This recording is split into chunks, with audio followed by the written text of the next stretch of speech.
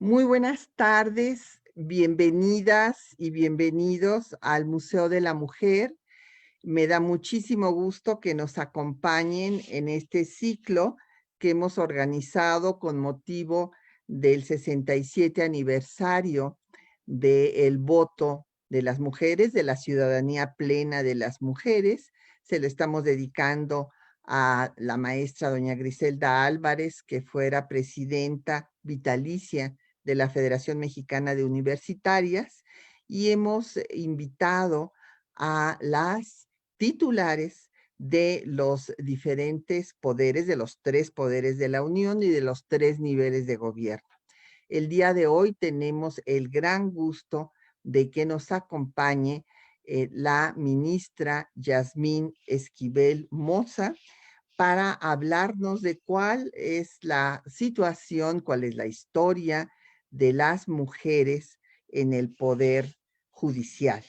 Bienvenida, Yasmín, qué gusto recibirte en el museo.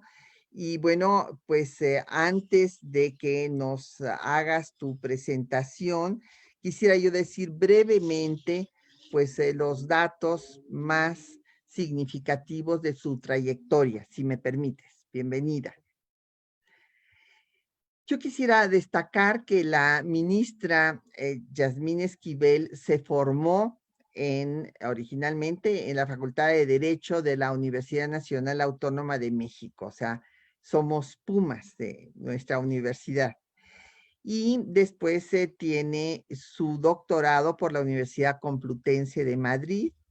Trabajó en diversas delegaciones de lo que entonces era el Distrito Federal, hoy Ciudad de México. Colaboró también en la Procuraduría General del Distrito Federal y fue secretaria técnica de la Comisión de Hacienda en la primera legislatura de la Asamblea de este Distrito Federal. Quiero destacar que se incorporó al Poder Judicial como secretaria de Estudio y Cuenta en el Tribunal Superior Agrario y fue magistrada de la segunda sala superior del Tribunal Contencioso Administrativo en el 2004 y en el 2012 presidenta del Tribunal Contencioso Administrativo, donde dio una serie de medidas muy importantes para nuestro género. Creó la Unidad de Equidad de Género, de Derechos Humanos, y actualmente también, bueno, pues ha tenido diferentes, eh, pues, cargos honoríficos, digamos, porque son presidencias de asociaciones profesionales, como es el caso de la Asociación de Magistradas y Magistrados de los Tribunales Contencioso Administrativo, también vicepresidenta de la Asociación Nacional de Doctores y Doctoras en Derecho, y ha recibido, entre otros reconocimientos, la presea Mujeres por la Igualdad. Y a partir del 2019 es ministra de la Suprema Corte de Justicia de la Nación. O sea que ella, y esto ella lo dijo en su discurso de toma de posesión, y quiero destacarlo, que en 200 años de historia solamente había habido, bueno, con ella, ¿verdad? Eran 13 ministras y en todo este tiempo eran 13 ministras y 500 ministros. Entonces, esta es pues parte de la historia de las mujeres en México y en el mundo. Pues bienvenida, Yasmín, y te escuchamos y nos da mucho gusto que nos hayas acompañado en este ciclo. Muchísimas gracias. Muy buenas tardes. Agradezco la amable invitación de mi amiga, la doctora Patricia Galeana, fundadora y directora del Museo de la Mujer de la Federación Mexicana de Universitarias, a este ciclo de conferencias al que convoca en el marco de la celebración de la ciudadanía plena de las mujeres. Es para mí un gusto participar en la celebración de este hecho profundamente significativo con el que por fin luego de muchos avatares se da paso a la participación de la mujer en la vida política de nuestro país. A ello se suma que sea también motivo para rendir homenaje a Griselda Álvarez, primera mujer gobernadora, cumplido un cuarto de siglo ya después de aquel hecho. Y también que sea en el Museo de la Mujer el que convoque a esta celebración, una institución destinada a rescatar la memoria histórica de las mujeres mexicanas, para que deje de ser una historia olvidada, como lo evoca la doctora Galeana en varios de sus escritos, para que se valore su contribución a la construcción de nuestro país y se respeten sus derechos humanos. Mi reconocimiento, doctora Galeana, por este proyecto del que fue principal promotora y por la labor que emprendió para hacer una realidad este espacio en el que se recoge la historia de las mujeres de México, en el que se revela el papel protagónico que han asumido en etapas claves para la transformación del país, en el que salen a la luz las batallas que han tenido que librar para que les fuera reconocido su derecho a tener voz y formar parte activa de una sociedad que durante siglos relegó a un reducido ámbito a la vida doméstica y las que hoy todavía libran para el pleno respeto a los derechos humanos y que hoy en día todavía libramos. Una historia sin la cual no es posible entender los cambios que a esta fecha aún se impulsan para reivindicar sus derechos y lograr su plena inserción en la vida pública en México. Mi admiración por esta tarea que se ha impuesto de imprimir una visión de género a la historia y para la defensa de los derechos humanos de las mujeres. Mi felicitación, doctora Galeana, por este esfuerzo tan importante. Saludo a todas y a todos quienes nos acompañan en esta tarde por su interés en este tema y que estas plataformas digitales nos permiten llegar a muchos lugares y a todos los rincones. Para entrar en materia, quisiera compartirles que cuando recibí la invitación de la doctora Galeana, llamó mi atención el título que asignó al ciclo de conferencias, Del derecho al voto al ejercicio del poder. Al encontrar que envuelve un profundo sentido invitándonos a la reflexión sobre lo que significó ese momento en que se reconoce el derecho del voto a la mujer, en una expresión formal y la distancia que guarda con su pleno ejercicio. Una reflexión que nos lleva hasta el momento actual y nos explica las más recientes modificaciones constitucionales y legales para materializarlo, para hacer realidad el ejercicio del poder. Y es en esa línea que me permitiría compartir con ustedes unas primeras reflexiones.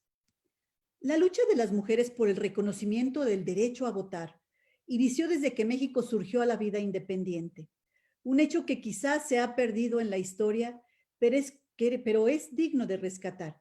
Incluso hoy a la distancia, no deja de despertar admiración la audacia y la conciencia que muchas mujeres alcanzaron en su época, 200 años atrás, sobre su propia identidad como miembros de una sociedad en las que les correspondía participar con plenitud de derechos.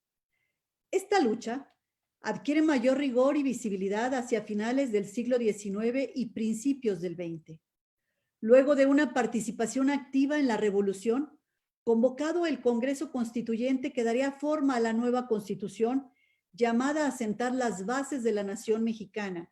A partir de postulados revolucionarios, las mujeres demandarán el derecho al voto. Sin embargo, se les mantendrá ausentes tanto en el debate como, por supuesto, en la integración de la Asamblea, que literalmente las dejó en las puertas del hoy Teatro de la República, demandando el reconocimiento a su derecho a votar. Son los nombres de los constituyentes del 17 que quedaron grabados en letras de oro en ese recinto, prueba fehaciente de esa ausencia, en los ecos de las voces de quienes dieron vida a la que fue una de las cartas fundamentales más avanzadas de su tiempo. Ninguna que recogiera su demanda, ninguna recogió la demanda de las mujeres. Como bien afirma la doctora Galeana, soldaderas, adelitas y marietas participaron activamente, pero la revolución no les hizo justicia a las mujeres, no reconoció sus derechos. Y así, ahí estuvieron a las puertas del recinto un grupo de mujeres encabezadas por Edelmira Trejo y Hermila Galindo, colaboradora cercana de Venustiano Carranza, demandando el derecho a votar. En un escrito que dirigieron a la asamblea ahí solemnemente reunida, sostenían, en el escrito se decía, es de estricta justicia que la mujer tenga el voto en las elecciones de las autoridades, porque si ella tiene obligaciones con el grupo social razonable es que no carezca de derechos. Las leyes se aplican por igual a hombres y mujeres. La mujer paga contribuciones. La mujer, especialmente la independiente, ayuda a los gastos de la comunidad, obedece las disposiciones gubernativas y por si acaso delinque, sufre las mismas penas que el hombre culpado. Así pues, para las obligaciones la ley la considera igual que el hombre, solamente al tratarse de prerrogativas la desconoce y no le concede ninguna de las que goza el varón. Eso se dijo en aquel escrito. El Congreso Constituyente recibió esta y otras peticiones. Sin embargo, su dictamen fue contundente. En la 57 sesión ordinaria del Congreso Constituyente, el 23 de enero de 1917, se dijo, ciudadanos diputados, el hecho de que algunas mujeres excepcionales tengan las condiciones necesarias para ejercer satisfactoriamente los derechos políticos no funda la conclusión de que estos deban concederse a las mujeres como clase. La dificultad de hacer la elección autoriza la negativa. La diferencia de los sexos determina la diferencia de la aplicación de las actividades. En el estado en que se encuentra nuestra sociedad, la actividad de la mujer no ha salido del círculo del hogar doméstico, ni sus intereses se han desvinculado de los miembros masculinos de la familia. No ha llegado entre nosotros a romperse la unidad de la familia, como llega a suceder con el avance de las civilizaciones. Las mujeres no sientan, pues, la necesidad de participar en los asuntos públicos, como lo demuestra la falta de movimiento colectivo en ese sentido. En las condiciones en que se encuentra la sociedad mexicana, no se advierte la necesidad de conceder el voto a las mujeres. Punto.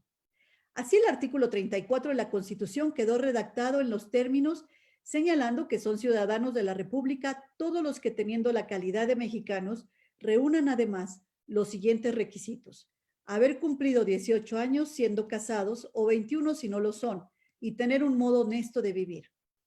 A lo anterior, cabe agregar que el artículo 35, en el mismo lenguaje que denominaron genérico, se estableció como prerrogativas del ciudadano la de votar en las elecciones populares y poder ser votado para todos los cargos de elección popular y nombrado para cualquier otro empleo o comisión teniendo las calidades que establezca la ley. Esta designación, conforme a la usanza del lenguaje de la época, fue comentada por el constituyente Félix Pallavicini, al señalar, el dictamen dice que tienen voto todos los ciudadanos, está en nombre genérico, y yo deseo que aclare la comisión de qué condiciones quedan las mujeres, y si no estamos en peligro de que se organicen para votar y ser votadas.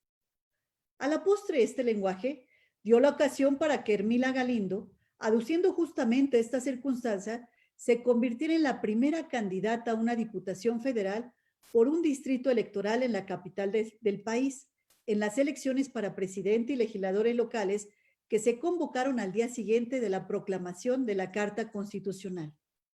Reconocida en muchos círculos, se le concedió el derecho a ser candidata, no así a sus adeptas el derecho a votar. Esta aparente ambigüedad en el lenguaje fue salvada, pues en ese mismo año la Ley Electoral Federal estableció que el sexo masculino era un requisito para participar en las elecciones. A pesar de que la Constitución de 1917 no reconoció derechos políticos a la mujer y que la reforma electoral de 1918 frenó las aspiraciones de muchas mujeres, esto no evitó que algunas entidades legislaran el derecho de voto a su favor de efímera vigencia.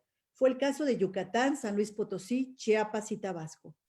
El movimiento feminista siguió adelante, logrando algunos avances en la legislación civil a nivel federal y en algunas entidades de la República que previamente reconoció ciertos derechos a la mujer, como la ley del divorcio, la ley de relaciones familiares y luego en 1928 el Código Civil en el que se dispuso la capacidad jurídica es igual para el hombre y la mujer. En consecuencia, la mujer no queda sometida por razón de su sexo a restricción alguna en la adquisición y ejercicio de sus derechos civiles. Hacia mediados de la década de los 30, las movilizaciones de las mujeres cobraron mayor fuerza. El Frente Único Pro Derechos de la Mujer se constituye formalmente encomendando al Frente Socialista de Abogados un estudio para determinar los alcances del artículo 34 constitucional, con la pretensión de probar que la Constitución admitía el derecho de voto a las mujeres. Tras una acuciosa investigación, el estudio fue concluyente. El constituyente del 17 no quiso otorgar a las mujeres el derecho a sufragar. Interesante también la consulta que se dirigió a la Secretaría de Gobernación con motivo del nombramiento que hizo el presidente Cárdenas en favor de Palma Guillén como representante de México en Colombia, a fin de confirmar el reconocimiento de la ciudadanía a las mujeres. La Secretaría se pronunció porque no existían razones técnicas ni de otra índole para negar la calidad de ciudadanas a las mujeres. Una singular interpretación, la anterior, pues si bien reconocía que el artículo 34, conforme lo había aprobado el constituyente del 17, no negaba a las mujeres a la ciudadanía. Esa era la disposición que se alzaba para no conferirles el derecho justamente a votar. En 1937, Cárdenas afirmaba, en México el hombre y la mujer adolecen paralelamente de la misma deficiencia de preparación, de educación y de cultura, solo que aquel se ha reservado para sí derechos que no se justifican. En una interesante misiva que la Alianza Nacional de Mujeres dirigió al presidente Cárdenas, insistía en que el constituyente de Querétaro dejó la puerta abierta a una interpretación avanzada de esa disposición. No obstante, era menester su reforma para que expresamente reconociera la ciudadanía a la mujer. Frente a esta petición y a las muchas movilizaciones, manifestaciones, conferencias de mujeres organizadas e incluso intentos de postulación, Cárdenas cede y promete a las mujeres enviar una iniciativa de reforma al artículo 34 constitucional, lo que en efecto lleva a cabo, como lo anuncia al rendir su informe al Congreso, argumentando que las mujeres no solo habían alcanzado ya una igualdad en los aspectos civil, económico y educativo con respecto a los varones, sino que justamente, gracias a esta situación de igualdad, las ideas revolucionarias se habían arraigado tanto en la conciencia de los ciudadanos que no existía el peligro de que las fuerzas conservadoras del país ejercieran una influencia peligrosa en las mujeres. En los considerandos de la iniciativa, se resaltaba la idea de que el voto debía otorgarse a las mujeres para que éstas ocuparan un plano de igualdad con los hombres, lugar que se habían ganado por su participación en las actividades del país. La iniciativa prosperó, aunque nunca llegó a publicarse. Se dice, entre otras especulaciones de orden político, que temían a que las mujeres guiaran su voto orientadas desde el púlpito.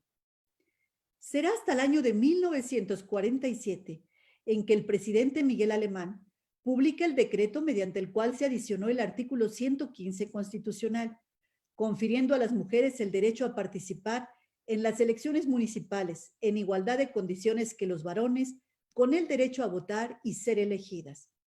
La iniciativa prosperó con el acuerdo prácticamente unánime de los legisladores, aunque no sin controversia, como lo revela la intervención interesante del diputado del Partido Acción Nacional, Aquiles Elorduy.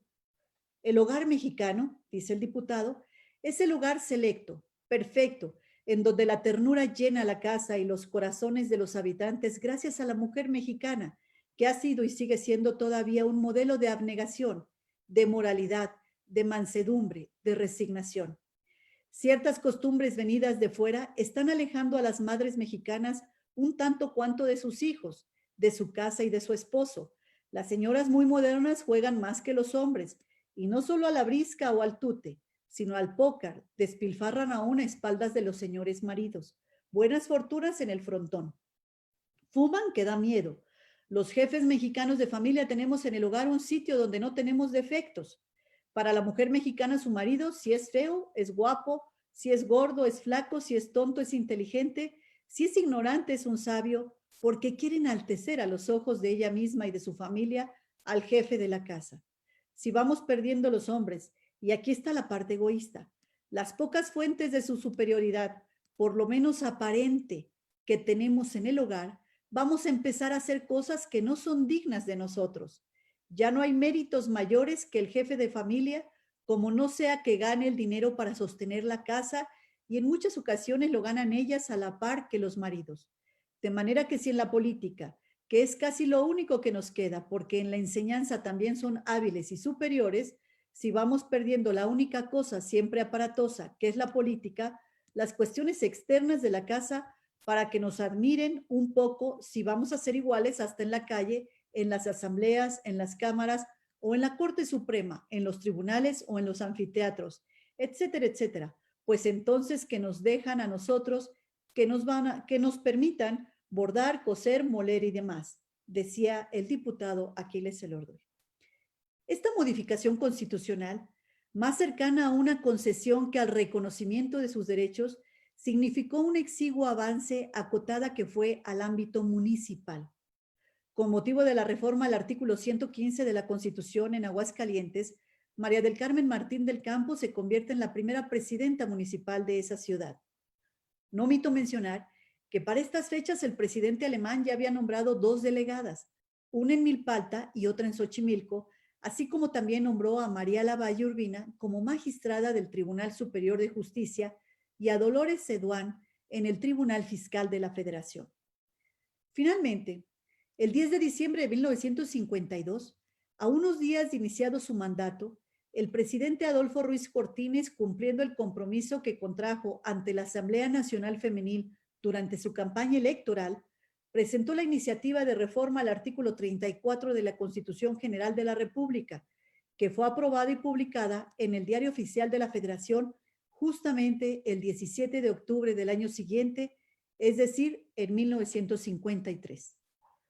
La exposición de motivos que justificaba la reforma constitucional nos refleja el retrato de la visión que sobre la mujer aún se tenía en aquellos tiempos. Decía la exposición de motivos: considerando que la mujer mexicana, generosa y desinteresadamente, ha prestado su valiosa aportación a las causas más nobles, compartiendo peligros y responsabilidades con el hombre, alentándolo en sus empresas e inculcando en sus hijos los principios morales que han sido un firme sostén de la familia mexicana, considerando que a partir de la revolución y consciente de su alta misión de las vicisitudes de nuestras luchas libertarias, la mujer ha logrado obtener una preparación cultural, política y económica similar a la del hombre, que la capacita para tener una eficaz y activa participación en los destinos de México, considerando que siempre he abrigado la convicción de que la mujer mexicana, ejemplo de abnegación, de trabajo y de moral, debe recibir estímulo y ayuda de su participación creciente en la vida política del país, y que durante la pasada campaña electoral, al auscultar el sentir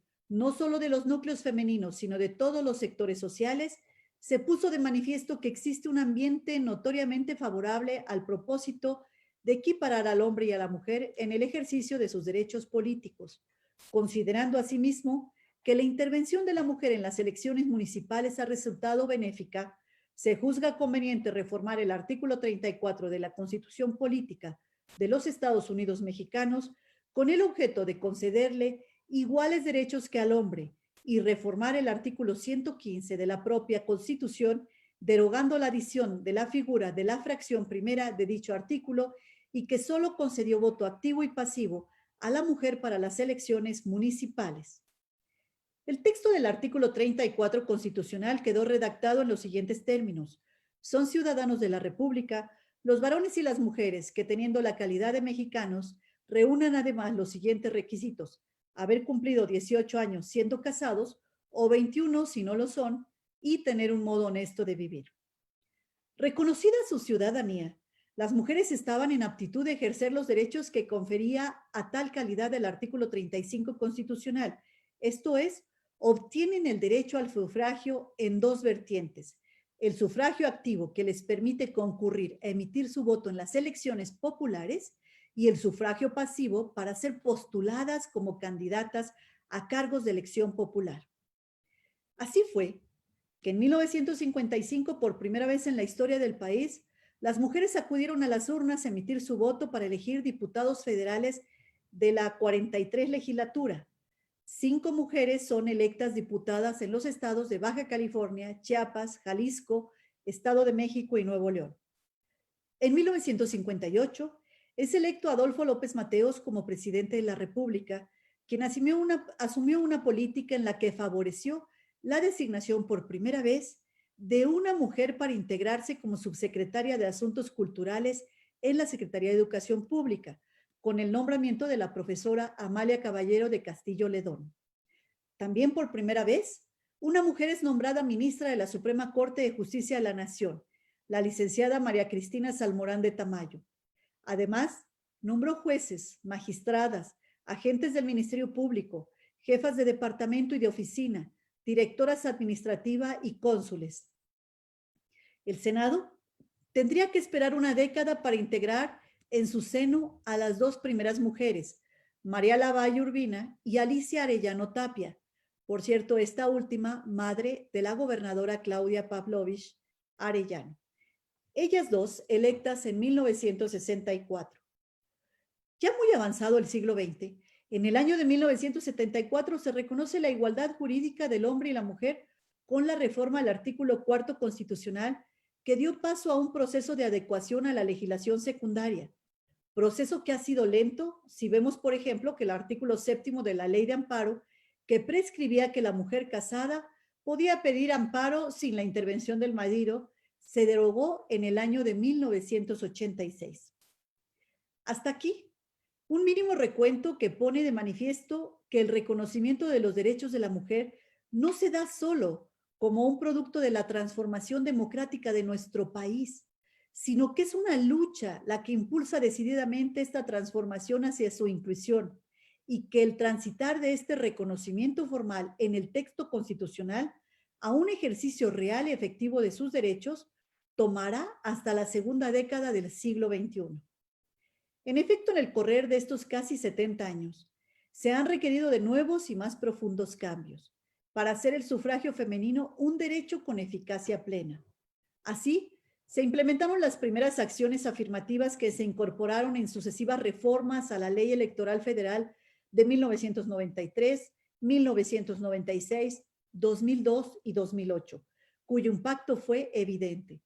La presencia de las mujeres en la Cámara de Diputados entre 1952 y 1991 apenas superó un 10%. Tras las elecciones de 2009 se elevó a un 28% y en 2012 alcanzó un 37%. Un impacto similar tuvieron en la Cámara de Senadores, alcanzando en 2012 el 32.8% de la presencia las mujeres. El gran salto se da con la reforma en materia político-electoral en 2014, que elevó a rango constitucional la regla de paridad de género en la postulación de candidaturas a legisladores federales y locales, que hoy nos permite contar con un Congreso Federal integrado por primera vez de manera paritaria. Más tarde, el 6 de junio de 2019, se publicó en el Diario Oficial de la Federación el decreto en el que se reforman diversas disposiciones de la Ley Fundamental que extiende el principio de paridad de género como un mandato para los 3 niveles de gobierno en nuestro país, el federal, estatal y municipal, así como a los organismos autónomos. Esta reforma conocida como paridad en todo. Y es en el año de 1961 en el que el presidente Adolfo López Mateos, como mencioné hace un momento, designa a la primera mujer para integrar el Tribunal del Pleno en la Suprema Corte. Aquí su inserción ha sido más paulatina. En el Poder Judicial Federal y sobre todo en la Suprema Corte de Justicia de la Nación, esta inserción de la mujer ha sido lenta, producto no solo del proceso de inclusión de la mujer en la vida pública del país, sino también considero, dada la integración del máximo tribunal, el proceso de designación de las y los ministros y la duración del cargo que le imprimen notas distintivas, generando una dinámica diferente a la que vemos, por ejemplo, en la conformación del Congreso de la Unión. De conformidad con los artículos 94 y 96 de nuestra ley fundamental, la Corte se compone por 11 integrantes que duran 15 años en su encargo, cuya designación el presidente de la República somete en una terna a consideración del Senado, al cual, previa comparecencia de las personas propuestas, designa a quien integrará el máximo tribunal. A partir de la reforma de 1994, la designación de los ministros se da en forma escalonada. Hoy día, A 200 años de existencia en nuestro máximo tribunal, más de 500 ministros varones, como ya lo mencionaba la doctora Galeana, han sido designados y solo 13 mujeres hemos tenido el privilegio de ocupar el cargo. Aquí una breve reseña de cada una de ellas. Doña Cristina Salmorán de Tamayo, primera mujer que ocupó un lugar dentro de la Suprema Corte, decíamos, fue designada en el año 1961, casi una década después que se reconociera a las mujeres el derecho al voto. Se dice que en la intención del presidente Adolfo Ruiz Cortines, al tiempo que promovía la iniciativa de reformas a la Constitución que les reconoció el sufragio, estaba también la de nombrar una mujer en la Corte. La historia, sin embargo, pospuso esta decisión hasta la década de los 60. Se dice que los ministros que entonces integraban la Corte amenazaron con renunciar si se nombraba a una mujer. La primera ministra, mujer de carácter firme y mesurado, tomó la decisión de estudiar Derecho recibiendo su título profesional por la Universidad Autónoma de México en 1945, con la tesis La condición de las mujeres en el derecho del trabajo. Desde entonces dejó ver su pasión por la materia laboral y su preocupación por los derechos de la mujer. En 1952 fue becada por la Organización Internacional del Trabajo para especializarse en materia laboral, presentando el ensayo El trabajo a domicilio y el de los menores. Inquieta por naturaleza, fue maestra fundadora de la Escuela Preparatoria número 5 e impartió cátedra en la Facultad de Derecho de su alma mater y en la Escuela Superior de Comercio y Administración del Instituto Politécnico Nacional. Fue miembro y presidenta de la Asociación Mexicana de Abogadas, representante de México como jefa de la Delegación Mexicana Gubernamental en la 43 Conferencia de la Oficina Internacional del Trabajo con sede en Ginebra, Suiza, en donde por unanimidad de votos fue electa presidenta de los países concurrentes, entre otras muchas comisiones más que ostentó. En la Administración Pública Federal tuvo diversos cargos dentro de la Junta Federal de Conciliación y Arbitraje, hasta llegar a ser su presidenta, convirtiéndose así en la primera mujer en presidirla. El papel que ahí desempeñó le valió ser designada ministra numeraria de la Suprema Corte, cargo en el que permaneció a lo largo de casi 25 años hasta su jubilación. En aquella época, el cargo se ocupaba no por un periodo definido, sino hasta llegar a la edad de retiro. A su designación concurrió la de los señores ministros Alberto R. Vela y Manuel Yáñez Ruiz, siendo ella quien a nombre de los tres tomó la palabra para corresponder a la bienvenida que les brindó el entonces presidente del máximo tribunal, un hecho que sin duda significó el reconocimiento de sus compañeros. Y en su mensaje resalta y señaló: concurrir a la integración del más alto tribunal acrecentaba en ella la satisfacción de servir a la patria y que encaminaría todos sus esfuerzos a lograr ese objetivo en su doble carácter de mujer y de abogada. No pasa por alto que el ministro presidente omitiera referir en su discurso al hecho histórico de integrarse a la Corte por primera vez una mujer. Quienes visiten el edificio sede podrán descubrir su imagen en uno de los murales que embellecen el inmueble, la figura de una mujer finita entre los ministros varones de la época. Tres lustros corrieron hasta que en 1976 fuera designada la ministra Liviera Ayala Manso, la primera mujer que ocupó el cargo de magistrada de circuito en el Poder Judicial de la Federación, tras haberse desempeñado como secretaria de Estudio y Cuenta adscrita al Pleno del Alto Tribunal.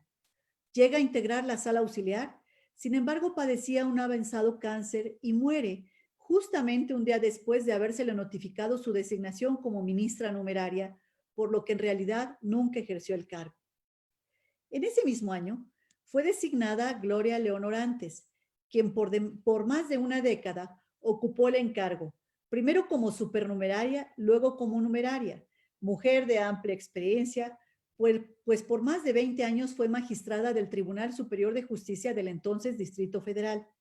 Ella fue secretaria general de la Alianza de Mujeres de México, miembro honoraria de la Comunidad Mundial, de la Federación de Universitarias Mexicanas y de la Sociedad Mexicana de Abogadas, y presidenta de la Unión de Asociaciones Femeninas, en una constante acción para dar presencia a las mujeres. Su carrera se verá truncada al sufrir un infarto en las propias instalaciones de la Corte, a consecuencia del cual fallece. Entre 1983 y 1988 Siendo presidente de la República, Miguel de la Madrid Hurtado, llegan a la Corte 4 destacadas mujeres. En 1983, la ministra Fausta Moreno Flores de Corona, también de carrera judicial, integró primero la cuarta sala de la Suprema Corte de Justicia y luego la segunda. Inició su trayectoria profesional en la Secretaría de Hacienda y Crédito Público, en la que rápidamente escaló diversas posiciones, gracias a su férrea disciplina y alto sentido de responsabilidad, adquiriendo una valiosa experiencia en la materia hacendaria. Su vocación de juzgadora se le reveló de manera sorpresiva cuando, en reconocimiento a sus méritos, en 1967 deja la Subsecretaría de Ingresos de la Secretaría de Hacienda y acepta una invitación para incorporarse a la séptima sala del entonces Tribunal Fiscal de la Federación. En 1969, su carrera tiene un importante giro cuando el ministro don Carlos del Río Rodríguez, conociendo su capacidad y profesionalismo, en un hecho inédito tratándose de una mujer, la nombra secretaria de Estudio y Cuenta adscrita a su ponencia en la segunda sala, en la que tuvo por mentores a ministros de la talla de don Jorge Iñárritu y don Felipe Tena Ramírez. A solo 9 años de su ingreso en la Judicatura Federal, es designada por el Pleno de la Corte como primera juez de distrito en el Distrito Federal y segunda en toda la República. Una mujer a la que le caracterizó la constante preocupación por la condición de falta de equidad hacia la mujer. Siendo juez de distrito, recibe la invitación de ser ponente en la primera reunión popular para la planeación, participación de la mujer en el desarrollo, que se llevó a cabo en Colima, en donde abordó el tema del tratamiento jurídico de la mujer, en la que dirige una valiente exhortación a las mujeres para ampliar su participación en las acciones ciudadanas, buscando el poder político y el ascenso económico y social, no como mujer, sino simplemente como ser humano pleno. Ya como ministra, con la representación de la Corte, asiste a la Conferencia Internacional de la Mujer celebrada en Nairobi en 1985. En ese mismo año, es designada otra ministra de la Suprema Corte, Marta Chávez Padrón, ilustre tamaulipeca, primera mujer en su estado natal en obtener el título de licenciado en Derecho y también primera mujer en obtener el grado de doctor en Derecho. A la postre, fundadora del claustro de doctores de la Facultad de Derecho de la Universidad Nacional Autónoma de México. Su pasión fue la materia agraria, de lo que da cuenta su muy abundante obra referente obligado en la materia. Una institución en el ámbito docente, catedrática del Derecho Agrario en la Facultad de Derecho de la Universidad Nacional, cátedra obtenida por oposición, convirtiéndose en la primera persona que gana ese examen en la universidad. Ella ocupó diversos cargos en la Secretaría de Reforma Agraria e incursionó en la vida política, siendo electa senadora de la República por el estado de Tamaulipas en la 50 y 51 legislatura y presidenta del Senado en 1980, luego diputada federal en la 52 legislatura, presidiendo en ambas cámaras la Comisión de Reforma Agraria. Perdón.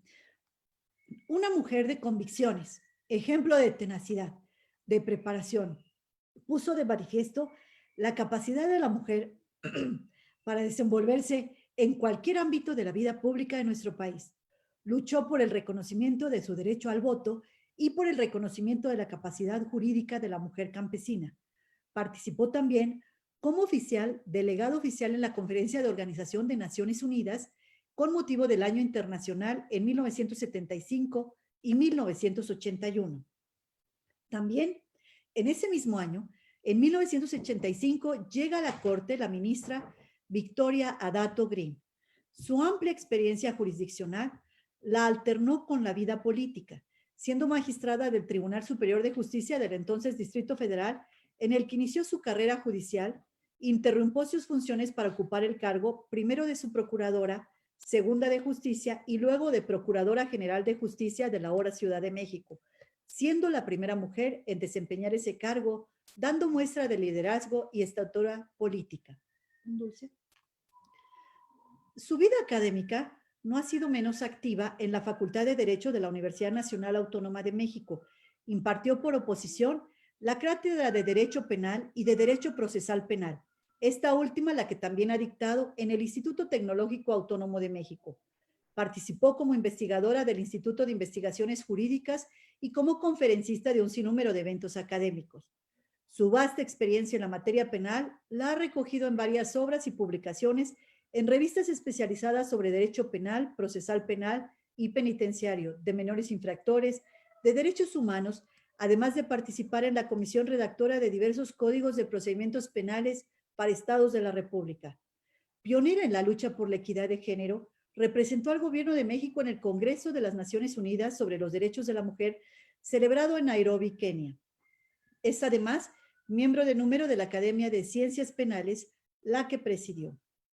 Un año más tarde, en 1987, es designada la ministra Irma Cuez Arquís de Duarte, con una importante y sobresaliente trayectoria en la administración pública y una brillante carrera política. Secretaria general del Comité Ejecutivo Nacional del Partido Revolucionario Institucional entre 1984 y 1987 y diputada federal por Veracruz, su estado natal. A ella correspondió contestar el primer informe de gobierno del presidente Miguel de la Madrid.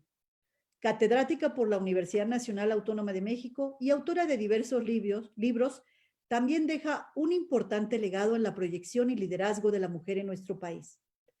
La última mujer en llegar a este excepcional bloque fue la ministra Clementina Gil de Lester, designada también por el presidente Miguel de la Madrid a finales de 1988, primero como supernumeraria y después ya como ministra numeraria en la primera sala hasta 1994. Su carrera judicial la inició en el Tribunal Superior de Justicia de la hoy Ciudad de México, del que llegó a ser presidenta. En el ámbito académico fungió como profesora adjunta de la Facultad de Derecho en la Universidad Nacional Autónoma de México en el Seminario de Derecho Penal e impartiendo numerosas conferencias en temas relacionados con la mujer y los menores. Digna representante de la mujer mexicana, participó como delegada de nuestro país en la primera conferencia internacional sobre la mujer en 1975 y en varias conferencias de la Federación Internacional de Abogadas.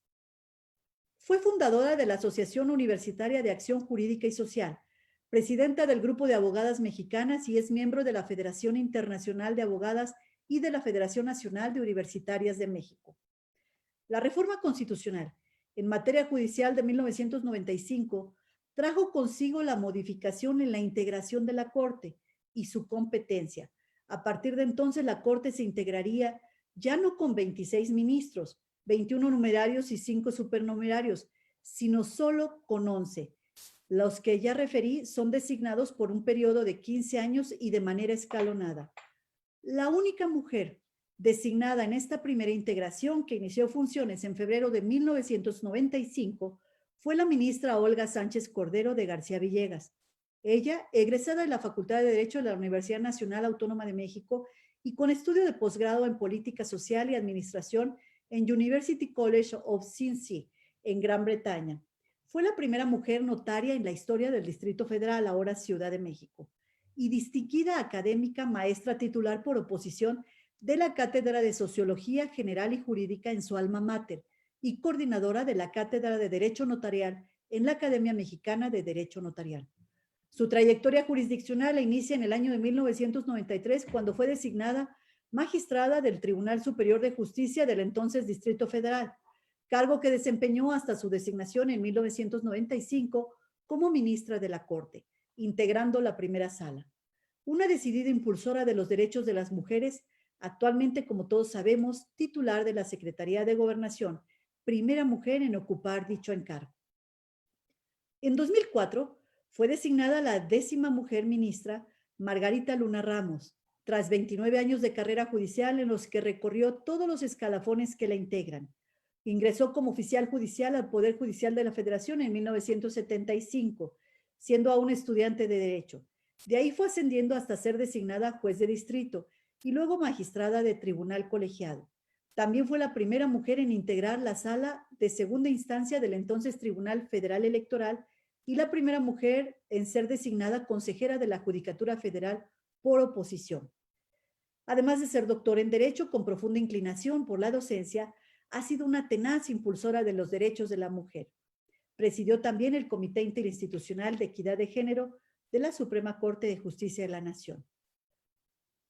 El siguiente arribo será de la ministra Norma Lucía Piña Hernández, una eminente jurista, licenciada en Derecho con especialidad en Psicología Social y Comunicación por el Instituto Nacional de Ciencias en la Educación de Madrid, así como también en Derecho Constitucional, Administrativo y Penal. Es maestra y doctora en Derecho por la máxima casa de estudios del país.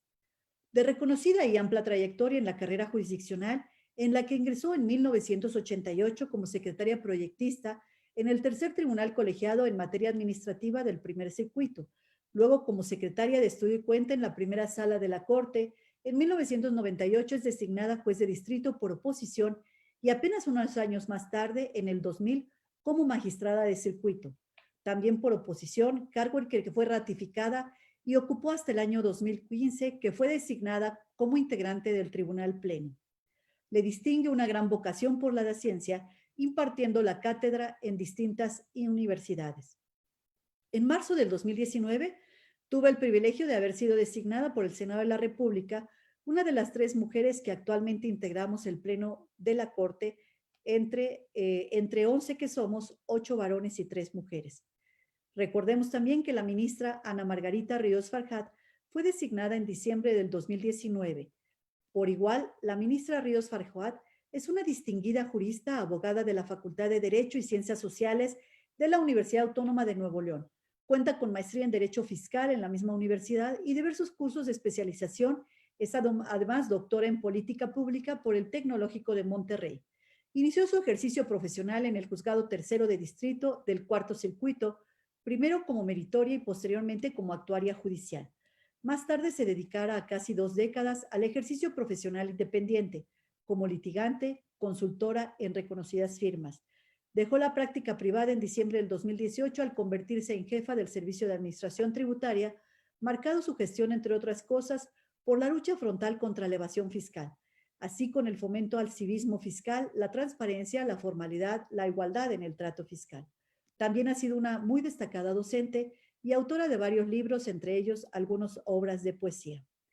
Hasta ahora, como verán, no se ha alcanzado un porcentaje mayor al 28% de representación femenina dentro de la Corte, aunque es de resaltar que las 2 últimas designaciones se han dado en el contexto de una terna integrada exclusivamente por mujeres, lo que apunta a que las futuras designaciones podrían seguir probablemente la misma línea, a efecto de compensar la disparidad de género en la integración actual del más alto tribunal. Ahora bien, la representación de la mujer en el Poder Judicial de la Federación es hasta 1974 que se nombra la primera magistrada de circuito. Para 1987, solo 10 ocupaban este cargo. La primera jueza de distrito fue designada en 1977. En la actualidad, se cuenta con solo 160 magistradas de circuito, es decir, 19.65% del total de quienes ocupan este cargo. Además, 140 juezas de distrito, 23.80 de la plantilla total. Es de subrayar que entre estas últimas se incluyen a quienes fueron seleccionadas mediante concursos exclusivos para mujeres como medida afirmativa que se ha implementado a fin de impulsar la paridad de género que hoy es mandato constitucional. En el Consejo de la Judicatura tenemos que son 7 integrantes, 2 son mujeres, esto es el 28.5%. Su presencia en este espacio es importante, en tanto, entre otras, de sus funciones corresponde al Consejo de designar a magistradas, magistrados, juezas o jueces de distrito y resolver sobre su ratificación, adscripción y remoción. De ahí que desde este ámbito puedan influir en la implementación de políticas que favorezcan una mayor representación femenina. Ahora bien, tenemos la iniciativa de reformas al Poder Judicial de la Federación, recientemente presentada, y da continuidad a estas políticas con miras a darle sustento constitucional y legal. Con este propósito, en el artículo 100 constitucional se plantea adicionar a los principios de excelencia, objetividad, imparcialidad, profesionalismo e independencia que rigen toda carrera judicial, el de paridad de género.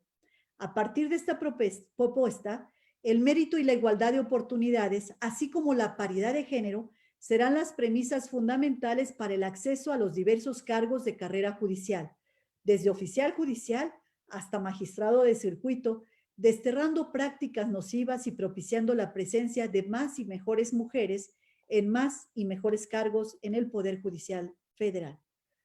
Así también, entre las atribuciones del Consejo de la Judicatura Federal, se reitera la de incorporar la perspectiva de género en forma transversal, progresiva y equitativa en el desempeño de sus atribuciones, programas y acciones con el objeto de garantizar a las mujeres y hombres el ejercicio y goce de los derechos humanos en igualdad de condiciones y la de velar porque los órganos a su cargo así lo hagan. En el rubro de responsabilidades administrativas, el proyecto de reformas plantea establecer como causa de responsabilidad para las y los servidores públicos del Poder Judicial Federal acosar o hostigar sexualmente o bien llevar a cabo una o más conductas de naturaleza sexual valiéndose de su posición jerárquica o aunque no exista dicha posición sobre otra persona de su entorno laboral o sin el consentimiento de ésta, sin necesidad de que se acredite otro elemento que en la actualidad entorpece la sanción de esta deslenable conducta. Y permítanme señalar que con motivo de la reforma constitucional en materia de paridad de género de junio del 2019, se adicionaron al artículo 94 de la Constitución los párrafos tercero y octavo. El primero, para señalar que la Suprema Corte se compondrá por 11 integrantes. Ahora dice, ministras y ministros. El segundo, que encomienda a la ley establecer la forma y procedimientos mediante concursos abiertos para la integración de órganos jurisdiccionales, observando el principio de paridad de género, aspecto que ya cubre la reforma al Poder Judicial que se ha presentado y que se encuentra en estudio en el Senado de la República. Ahora bien, ¿cuáles son los retos a futuro? Fue el reconocimiento del sufragio femenino en 1953 el punto de partida hacia la plena participación de las mujeres en la vida política de nuestro país, en una senda que nos ha llevado décadas en recorrer y que no ha estado, ni aún lo está, exenta de obstáculos. Pero ya llegamos. Ahora la pregunta es, ¿qué sigue? El primer reto que advierto, por una parte, es sostener la vigencia del principio de paridad de género en el Congreso de la Unión y alcanzarlo y fortalecerlo en los congresos locales. Aquí es de resaltar que los criterios más recientes de la Corte, al examinar las acciones de inconstitucionalidad en las que se impugnan leyes electorales, ha favorecido en términos amplios el acogimiento y vigencia del principio de paridad de género, a modo que sin violentar otros principios constitucionales, trascienda la integración de los órganos parlamentarios. En el Poder Judicial de la Federación, la aprobación de la reforma en los términos planteados dará un impulso importante a la mayor presencia de las mujeres. En la administración pública, las recientes reformas aprobadas en la Cámara de Diputados a más de 80 leyes pendientes de ser aprobadas por la colegisladora, sin duda también permeará en una mayor presencia de mujeres en órganos de decisión y que en buena medida atiende al impacto diferenciado de las normas. Y respondiendo concretamente la pregunta sobre qué sigue, llegamos para quedarnos. Y para ello debemos continuar preparándonos para el ejercicio de nuestras responsabilidades con parámetros de excelencia, no menos. La paridad tendrá que seguir siendo la regla, pero no solo en lo que atañe a nuestra presencia en los espacios públicos de poder, sino hasta hacer de ella norma de vida en la sociedad, construir una sociedad igualitaria. Nuestra presencia en los espacios de poder debe de ir más allá en incidir en la vida cotidiana de todas las mujeres, de que se vean los resultados de nuestra acción, una acción que se traduzca en el reconocimiento y plena vigencia de todos los derechos de las mujeres. De otra forma, no se explicarían todos nuestros afanes. A mayor participación de la mujer, debe haber menos mujeres oprimidas, víctimas de violencia en sus hogares, en las calles, en el transporte, víctimas de acoso sexual y laboral. Menos mujeres que reciben un salario inferior, menos mujeres que llevan la carga a una doble jornada. Debemos tender a eliminar estereotipos en las leyes, en el acceso a la justicia, en la educación, para abrir un abanico de oportunidades reales. Ya hemos palpado los beneficios que aportan las mujeres a un Congreso paritario, abriéndonos camino a todas y generando cambios legislativos. Ahora estas leyes deben aplicarse, hacer efectivos los derechos que otorgan a las mujeres. De otra manera será letra muerta. Llegamos pero también tenemos que pugnar por mejores condiciones para el ejercicio libre de violencia y discriminación en los cargos públicos, en cualquier empleo en el que nos desempeñamos, romper las barreras institucionales que hoy existen y lograr la mejor conciliación entre la vida laboral y familiar.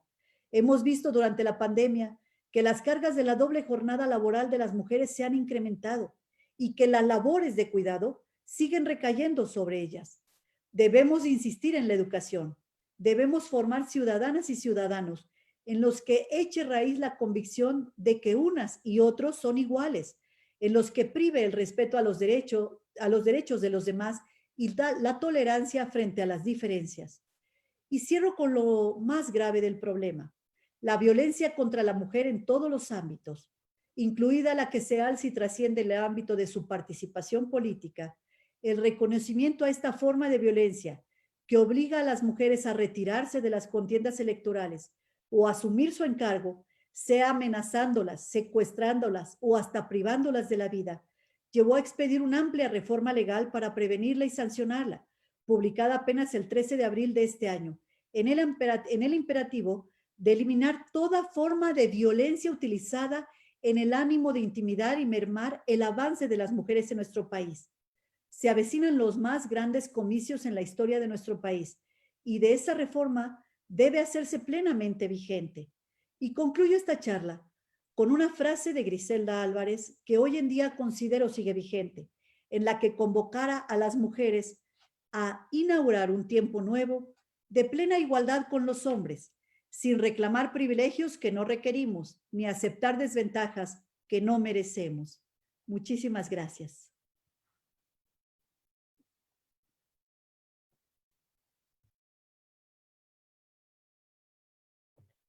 Muchísimas gracias, ministra. Nos diste una cátedra, no solo de todo lo que costó a las mujeres tener sus derechos políticos, sino pues este recorrido que me parece muy importante porque pues es poco conocido de la trayectoria de las ministras, las 13 ministras contigo incluidas. Y bueno, pues han llegado muchísimas felicitaciones, también han llegado preguntas y yo en este sentido quisiera nada más hacer algunos comentarios de lo que nos expuso la ministra Yasmín Esquivel en su magnífica conferencia, que es cómo se dio el problema del congelamiento de la iniciativa en el gobierno del presidente Lázaro Cárdenas. Y esto porque justo estoy trabajando con el aniversario que vamos a recordar ahora en Jiquilpan, en las jornadas de historia de Occidente, que nuestro muy querido historiador que acaba de partir, Luis Prieto, dejó organizadas allá donde está el archivo del presidente Lázaro Cárdenas. Pues vamos justo a trabajar sobre este tema y yo tuve la fortuna de hacer una investigación en el Archivo General de la Nación, donde está un documento en el que se le da un informe al presidente Cárdenas señalando que si se le da, pues se publica en el Diario Oficial, que fue lo único que quedó pendiente, la reforma al artículo 34 constitucional, en efecto, las mujeres iban a votar por el candidato de oposición, no por Manuel Ávila Camacho, sino por Juan Andreu Almazán.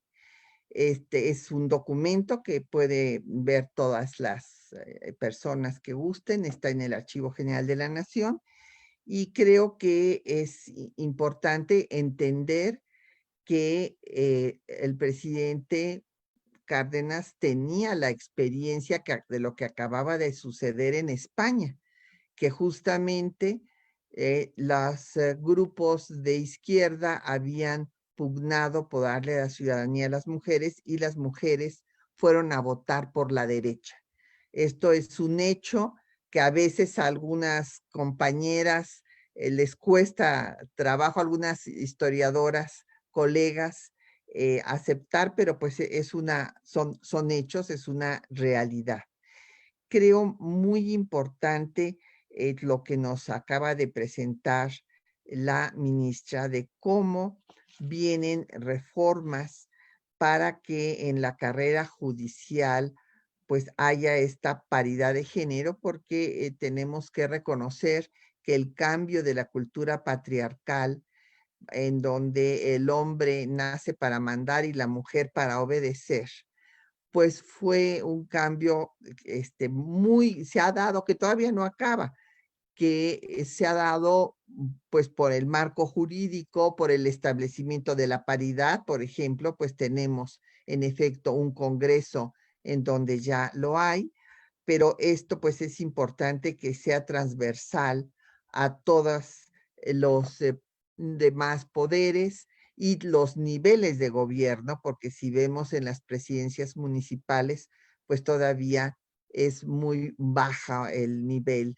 de las presidentas y muchas de ellas sufren, ahí es donde más violencia han sufrido, pues para tener estos cargos.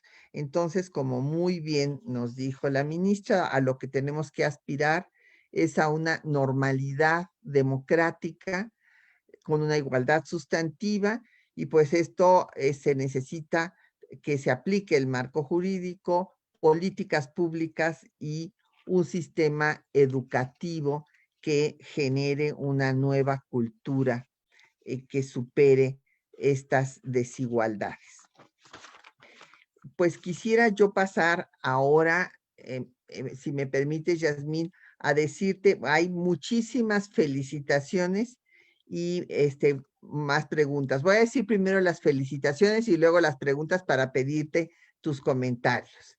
Entre las felicitaciones está la doctora Idalia Pérez Ceja, el magistrado José Ramírez Salcedo, Mángeles Lucero, Blanca Zamudio, Victoria Rincón, Rosa Isela Morales, Guadalupe Valdés, Adrix Lecona, Noé Malváez, Luis Enrique Estrada, Claudina, no puso su apellido, también Estela Fuentes, Rocío Valderas, Gil Medina y Beatriz Saavedra. Todas estas pues personas de muchas miembros de la propia Federación de Mujeres Universitarias y otros público que está escuchando este ciclo, que felicita a la ministra Yasmín Esquivel por su magnífica conferencia. Y entre las preguntas, nos pregunta Patricia Santoyo que quién es Félix Pallavicini. Bueno, yo me adelantaría a decir que fue un constituyente del 17, como ya la ministra lo explicó, y que pues en efecto se oponía al voto de las mujeres. Es más, escribió un artículo sobre la educación señalando que qué bueno que las mujeres nos preparáramos, pero que no fuéramos a multiplicar, que no se fueran a multiplicar las cerebrales. No sé si te acuerdas, Yasmín, de eso. ¿Quieres que te vaya dando cada pregunta y después tú respondes y ya podemos, para que quede más claro? Esperaríamos tu comentario sobre Pallavicini. Como tú indiques, doctora Patri Galeana, si gustas todas las preguntas juntas y Bueno. Bueno, entonces está este de cualquier manera, comentario si el sobre. tiempo no nos alcanzara, dejo mi correo electrónico para que puedan enviármelas y con mucho gusto contestamos Sí, todas las preguntas. perfecto. Entonces, además de la de Pallavicini, la ingeniera Margarita Torres, miembro de FEMU, te pregunta, ¿qué tanto trabajo te costó siendo mujer llegar hasta donde has llegado, a ser ministra de la Suprema Corte de Justicia de la Nación? Y en el mismo sentido, otra miembro de la federación que nos está viendo desde Hidalgo, allá en la bella Airosa, nos dice que es la licenciada Irma Irene Ramírez, que cuáles fueron los obstáculos, si es que tuviste que enfrentar obstáculos a lo largo de tu carrera por el hecho de ser mujer. Por lo pronto, estas serían las preguntas.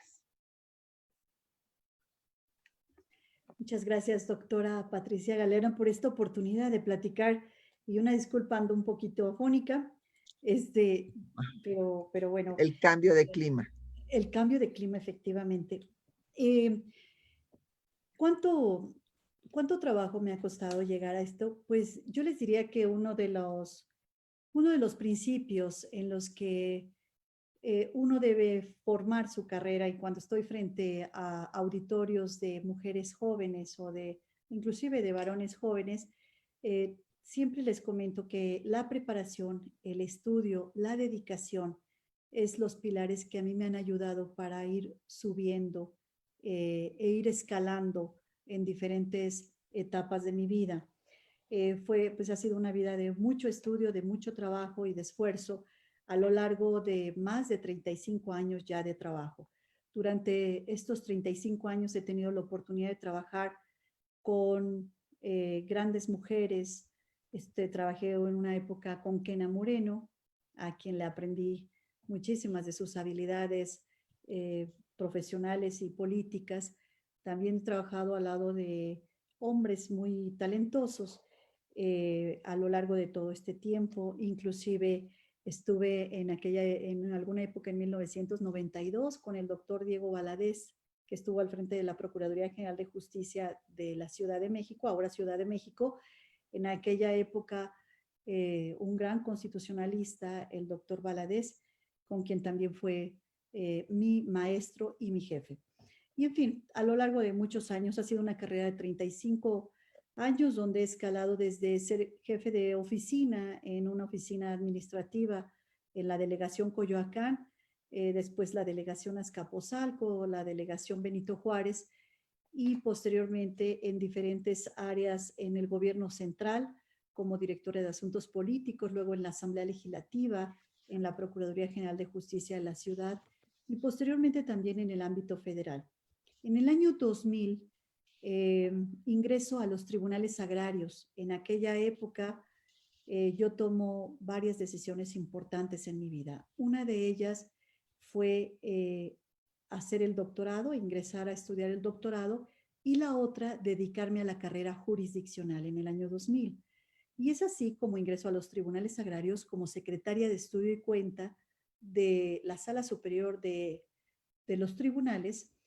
Y 4 años después de aquella designación, es que el presidente de la República me propone en una terna para ser magistrada de los tribunales agrarios.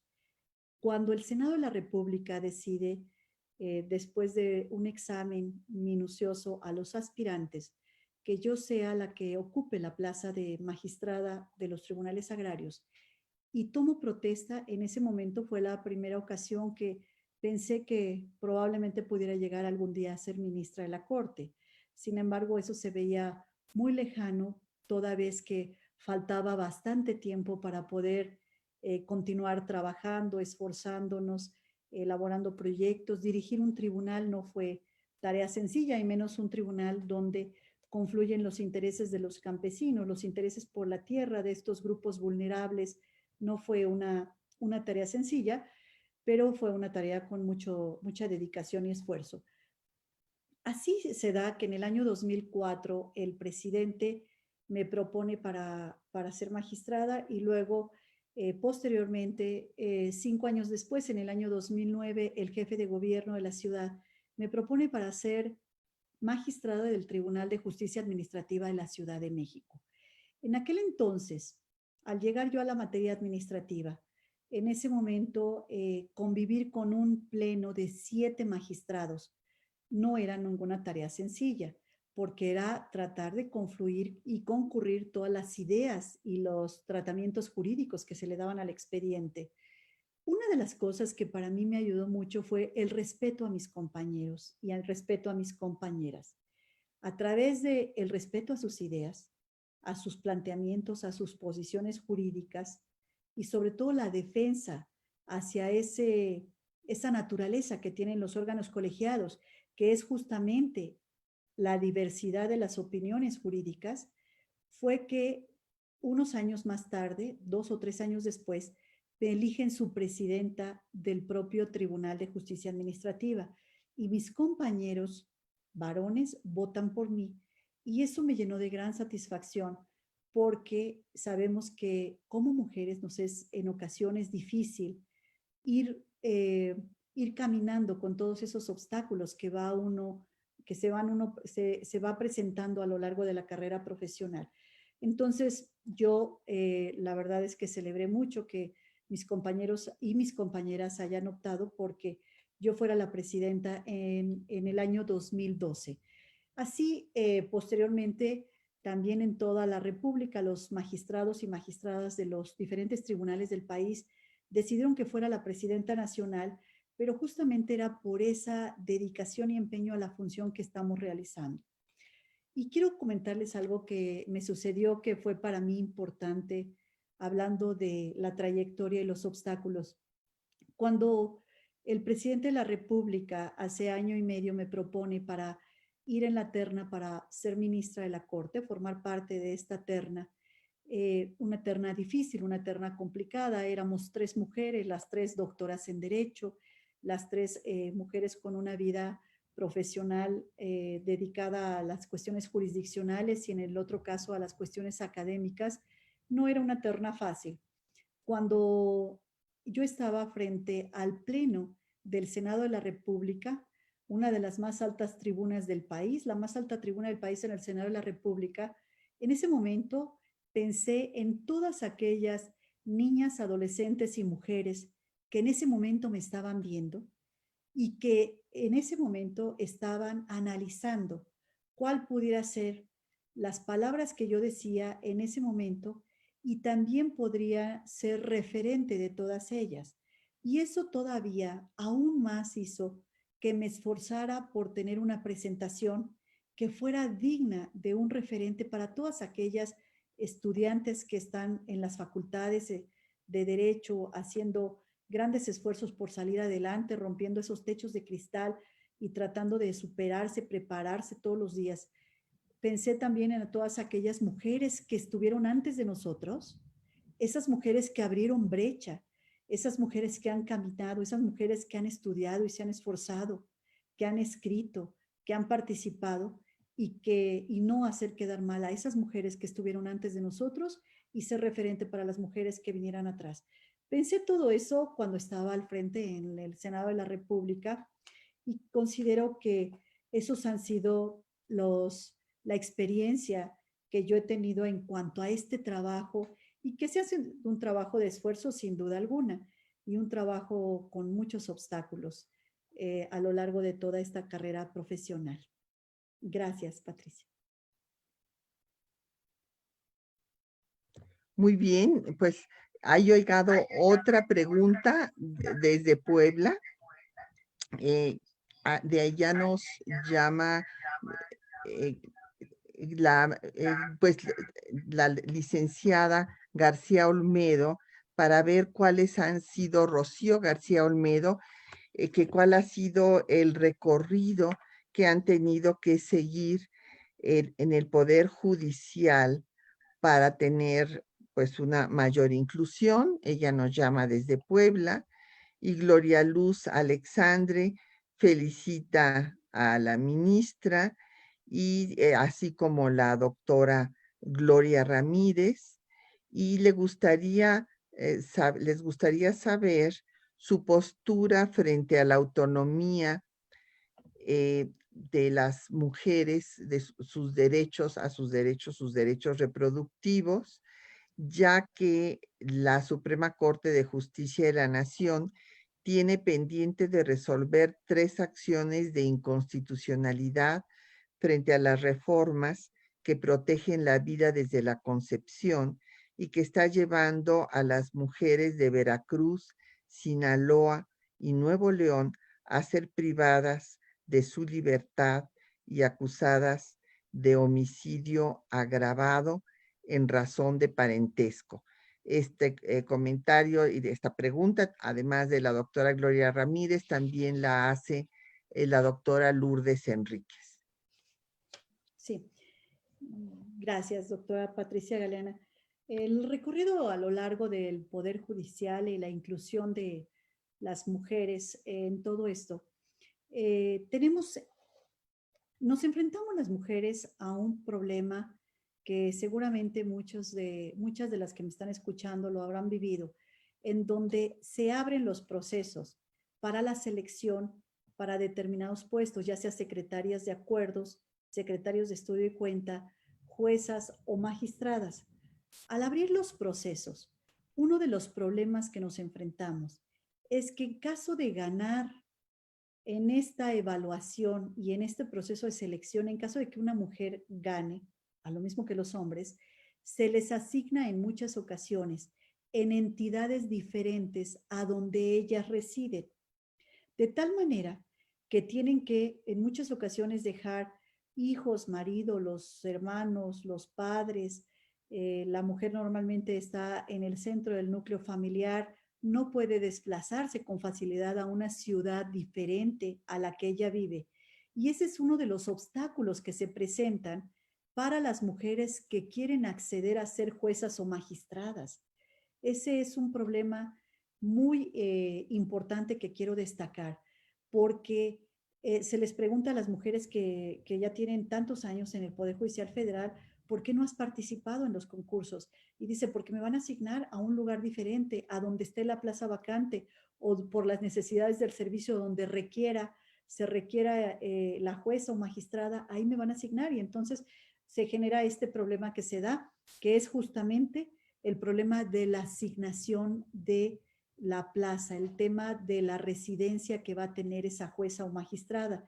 Entonces, uno de los temas que hemos estado platicando con las consejeras y que se ha impulsado es justamente ver y revisar que se trate que las mujeres se queden en el mismo lugar de residencia por el rol que tienen dentro del núcleo familiar, por este arraigo que puedan tener cerca de la familia, con los padres, los hijos, el esposo, en fin.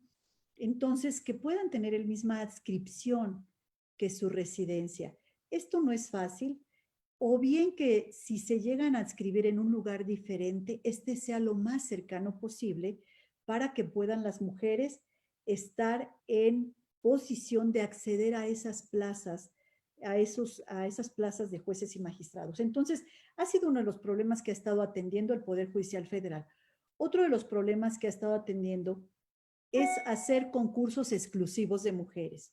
Esto garantiza que para esas plazas que se están concursando, definitivamente accedan mujeres. Y entonces, en ese sentido, hemos tenido que los últimos concursos, con excepción del último, los dos anteriores, han sido exclusivamente para juezas mujeres y magistradas mujeres. Y de verdad que ha sido un gusto ver que en los exámenes de evaluaciones que se han hecho para juezas, han salido muy altos los porcentajes y promedios de las mujeres. Esto habla del estudio y la dedicación que tiene la mujer por lo que hace. Y en el caso de las que nos dedicamos a la carrera jurisdiccional, y ellas han demostrado que sus promedios son más elevados que inclusive cuando participan hombres. Y esto ha permitido que estas acciones afirmativas que se han dado justamente en la presidencia del ministro Arturo Saldívar se lleven a cabo y se efectúen gracias a que se hacen exclusivos para mujeres. Entonces, hoy tenemos un porcentaje más alto de mujeres, no con el nivel que quisiéramos 50 y 50, pero sí ya estamos llegando a cerca del 28%, como mencioné yo hace un momento, en el que se va dando esta situación. Ahora bien, con relación al tema de la autonomía, evidentemente yo considero que la mujer debe tener autonomía en todas las áreas de su vida. Ser una mujer autónoma en la parte financiera, ser una mujer autónoma en la parte profesional, ser una mujer autónoma en todos los aspectos de su vida en las decisiones que vaya tomando. Con relación a la penalización del aborto, este es un tema que efectivamente nosotros estaremos analizando. Existen algunos asuntos ya en la Suprema Corte que se están integrando, otros están en estudio, donde se determinará y se fijará una posición por cada uno de los ministros y ministras con relación a lo tema de la penalización del aborto. No sería oportuno en este momento adelantarme con relación a una posición en lo particular cuando aún no conocemos cuál es la situación que se da en cada uno de los 3 expedientes que están señalando existen en la Suprema Corte de Justicia de la Nación para pronunciarnos en ese sentido. Entonces, yo no me pronunciaría porque no conozco los expedientes, no conozco a detalle los pormenores, ni tampoco conozco si se dio esta penalización o se despenalizó en los casos en que se está mencionando. Sí sé que tenemos por lo menos 2 asuntos que se encuentran en estudio, en integración y en estudio en la Suprema Corte de Justicia con relación a este tema tan importante en donde se escuchan todas las voces y se escuchan evidentemente voces a favor y voces en contra de la penalización del aborto. Gracias, Patricia. Sí, bueno, nosotras estamos desde luego porque haya una ciudadanía plena de las mujeres en todo el territorio nacional y que no nada más las mujeres que habitan la Ciudad de México o las mujeres que habitan Oaxaca, que afortunadamente ya logró dar este paso, pues tengan derecho a decidir sobre su propio cuerpo cuando quieren y pueden ser madres. Este es un punto para nosotras como feministas militantes fundamental.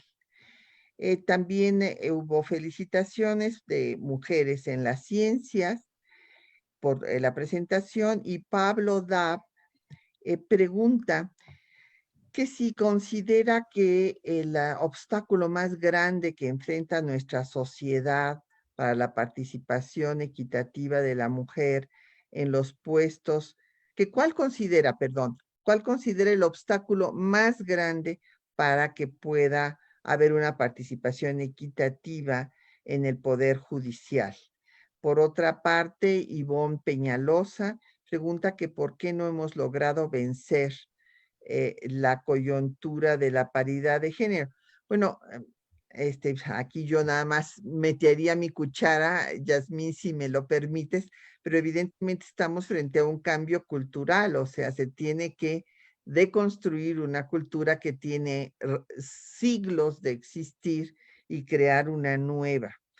También llegado felicitaciones para la ministra Esquivel del magistrado Andrés Aguilera Martínez, de Betina Pérez, que nos saluda desde Tlaxcala, y la ingeniera Margarita Torres agradece la respuesta de la ministra y la felicita porque esté ocupando este lugar como ministra de la Suprema Corte de Justicia de la Nación. Gracias. Gracias, doctora Patricia Galeana. Con relación a los obstáculos de la mujer, yo hace un momento mencionaba, uno es la adscripción. Como el Poder Judicial Federal abarca todo el territorio nacional, uno de los obstáculos que se presentan es justamente el tema de la asignación, porque hoy ya no es obstáculo para que se puedan presentar todas las mujeres que así lo consideren a los exámenes de evaluación y de admisión. Eso es lo que yo advierto de acuerdo a lo que he estado platicando con diferentes mujeres abogadas, todas de ellas muy preparadas y que participan en estos procesos. Ahora bien, considero que la coyuntura en la paridad de género, como bien lo señala la doctora Patricia Galeana, es un tema cultural, sin duda alguna, pero es un tema donde también hay que iniciar desde la formación de los niños. En la parte educativa no puede estar ajena al tema cultural y de paridad de género. Creo yo que desde que son muy chiquititos, hay que enseñarles y darles y incursionar en todo lo que son los procesos educativos, en todo lo que es el material educativo inclusive, que no sea un material sexista, sino que sean materiales donde podamos desde muy pequeños inculcar este tema de la paridad, que los niños y las niñas son iguales ante la ley, son iguales en la sociedad, son iguales en la familia y son iguales en cualquier núcleo donde se desarrollen y profesionalmente también. Entonces, efectivamente, no hemos llegado a esos objetivos que quisiéramos en esta paridad. Hoy tenemos un Congreso paritario, tenemos en las Secretarías de Estado nombramiento de mujeres paritario también, en lo que es el Poder Ejecutivo, en el Poder Judicial estamos avanzando y se están llevando a cabo acciones para llegar a esa paridad. Pero no tan solo es la paridad en los órganos de poder político, órganos del poder ejecutivo o del judicial, sino también esa paridad debe ser en la vida diaria. Esa igualdad debe ser en la vida cotidiana, en todo lo que nos está aconteciendo día a día. Y lo que estamos viendo es que existe esa grave discriminación a la mujer en la cotidianidad y por eso pienso yo, como se ha señalado, que es un tema cultural, es un tema educativo, es un tema donde debemos iniciar desde la familia y la escuela para poder ir avanzando y llegar al equilibrio de la sociedad que queremos. He considerado siempre que no podemos hablar de una sociedad civilizada y de una sociedad justa y de una sociedad democrática si no se respeta a sus niñas, a sus adolescentes y a sus mujeres. Gracias, ministra Patricia Galeana. Doctora Patricia Galeana. Bueno, pues ya para concluir, quisiera yo pues comentar que en efecto es mucho lo que se ha logrado gracias a mujeres pioneras como las pues que hoy están en estos cargos tan importantes y las que nos abrieron brecha. Tuve el privilegio de conocer a doña Cristina Salmorán, su gran defensa desde su tesis que le dirigió el maestro Mario de la Cueva, para que se acabara con la explotación de las mujeres en materia laboral, cuyo trabajo siempre ha sido menos remunerado. Hasta la fecha todavía tenemos esa brecha.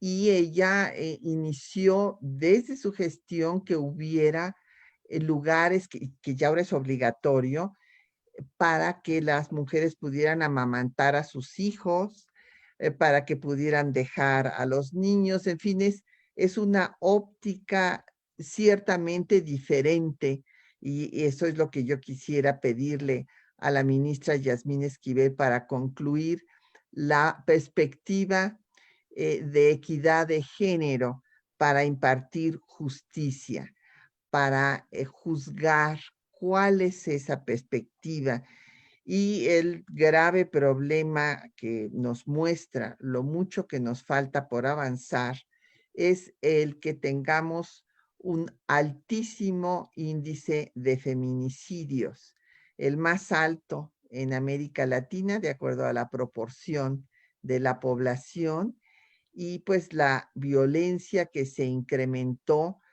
de acuerdo a Naciones Unidas en un mínimo de 25%, pero bueno, vimos que las llamadas para los refugios para las mujeres que sufren de violencia de su pareja aumentaron exponencialmente en el periodo del COVID.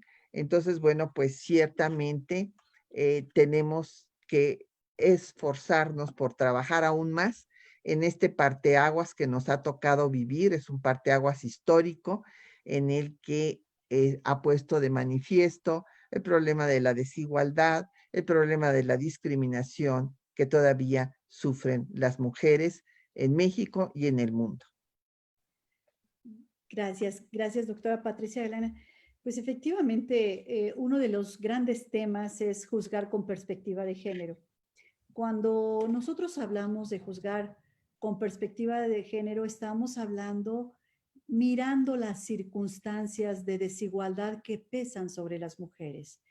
Es cierto que tenemos nosotros un marco normativo, tenemos un marco legal. Sin violentar ese marco legal, tenemos que revisar cuáles son las circunstancias que están alrededor de esa persona. Y no tan solo de las mujeres, sino también de aquellos grupos vulnerables o aquellas personas donde no tienen reconocidos los derechos o que se encuentran en una situación de desventaja, como pudiera ser a lo mejor las personas de la tercera edad, las personas discapacitadas. En el caso de las mujeres, juzgar con perspectiva de género es ver justamente las circunstancias que están rodeando a esa mujer. Ahora bien, eh, tenemos situaciones muy graves que ya están aconteciendo recientemente y vemos cómo se ha incrementado el número de feminicidios. De acuerdo a las cifras del Secretariado Ejecutivo del Sistema Nacional de Seguridad Pública, estas se han incrementado de una manera exorbitante. Nos parece el tema preocupante porque es la polarización de la discriminación, es justamente la expresión más complicada, más difícil, la más violenta en contra de una mujer, lo que es el feminicidio. Entonces, en ese sentido, pues nosotros, yo considero que el tema del feminicidio, que es un asunto en el cual ojalá pronto tenga la oportunidad de poder platicar nuevamente sobre esto, que es muy extenso, sí nos parece que debe ser responsabilidad de todas las autoridades, desde las autoridades que es la policía, que es el primer respondiente, los ministerios públicos, los jueces, tengan la misma preparación para atender un tema de feminicidio, por una parte. Y por otra parte, el tema de las políticas públicas que le toca justamente al Ejecutivo atender. Entonces, entre las políticas públicas para atender el feminicidio y justamente lo que es los policías, el Ministerio Público y el juez, puedan tener la misma capacitación para atender este tema que es tan importante y tan urgente. Y justamente el feminicidio se tiene que ver con una perspectiva de género porque hay que ver las condiciones que rodearon a la mujer que justamente fue víctima y se le privó de su vida. Entonces, pero si la doctora Galeana nos permite, será un tema de conversación en otra conferencia donde podamos dar alternativas, podamos dar números y alternativas de cómo se está presentando este tema de feminicidio que nos parece grave en todo esto. Y por otro lado, regresando a la perspectiva de género, también debo comentarles que es uno de los aspectos que se están incorporando en la Ley Orgánica del Poder Judicial, en la iniciativa que se tiene en estudio en el Senado, justamente la preparación de los jueces y magistrados en perspectiva de género y que se aplique la perspectiva de género a todos los asuntos que lleguen y que tengan circunstancias especiales que rodeen a la mujer o a esa persona que está pidiendo justicia. Muchísimas gracias, doctora Patricia Galeana.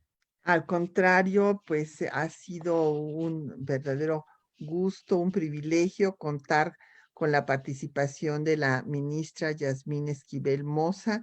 Nos sentimos muy bien representadas ahí en la Corte porque sabemos Gracias, que Patricia. tenemos una defensora de los derechos de todas las personas, pero también con convicciones feministas de lo que nos hace falta avanzar para tener una sociedad de igualdad sustantiva entre hombres y mujeres, una sociedad de paz en donde se pueda suprimir esta violencia y que en este parteaguas histórico que vivimos no haya regresiones, sino que al contrario, pues podamos seguir avanzando.